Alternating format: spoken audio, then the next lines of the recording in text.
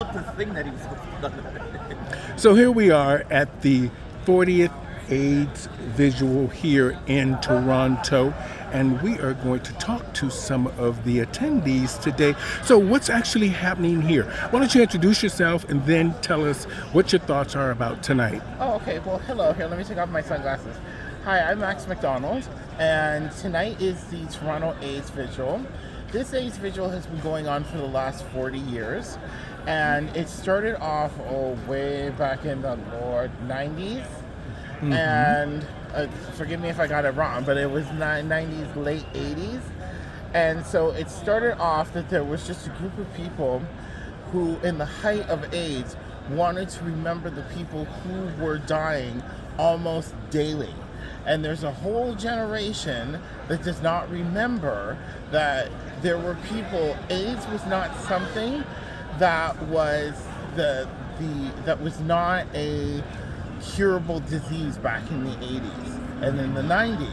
So a group of men got together, and lesbians and the community, to basically honor people who had passed, not only of AIDS, but of AIDS-related complications and things like that.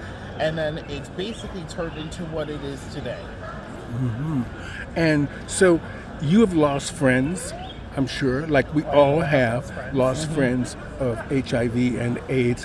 What is the thing that you saw at the beginning of the epidemic that was needed immediately that the community did not get?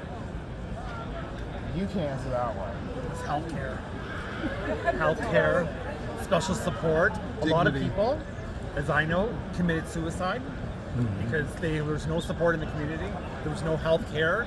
They were just finding out, and there was nothing doctors or anything could do for them. And they were just like, okay, that's it. Bye at the door. See you later. And then they discovered this drug called AZT. AZT was one of the most potent, dangerous drugs given to HIV patients in the world. And then suddenly they stopped giving it to them when people were dying faster who had HIV and AIDS.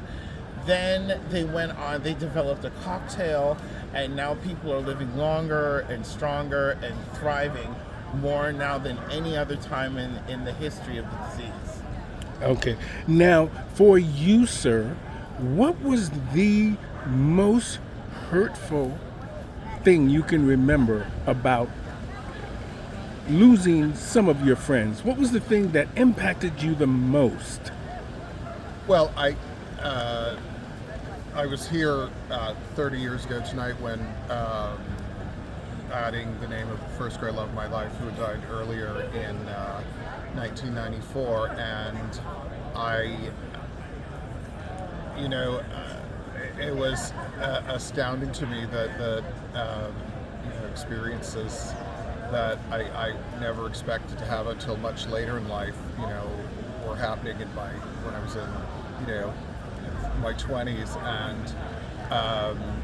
and I guess what was very tragic was it was probably months before the advent of the cocktail therapies that were the first glimmer of hope in a raging worldwide pandemic, and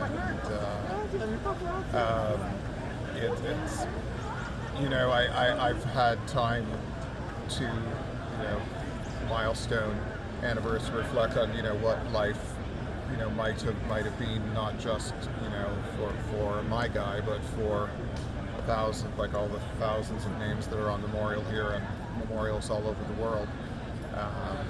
And I'm glad there's a better understanding. I'm glad there's more effective health care.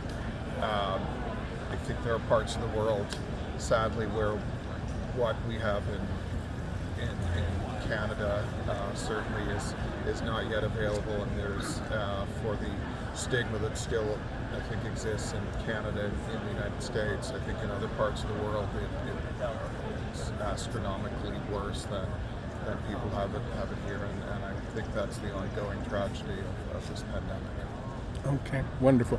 Now, what do you think, with the advancement of lots of therapies, lots of programs, are we doing better or worse? Or could we be doing much better? Certain communities are doing better. But I will say this, the community that is being left behind are Native and Black women. Because Black women are going and they're sleeping with men and having no idea that these guys that have HIV and AIDS, or they have an STD or something like that. They are contracting it, and then they are bringing it back home, and they are giving birth to babies with HIV. They are having children with HIV, and we are raising now a generation of people who are Native, Black, Latino, who give birth to kids who have HIV, and that is one of the biggest problems that we are having now. Is we have to, as a community, have to acknowledge that there is a new generation that was born with AIDS. Wonderful. Thank you.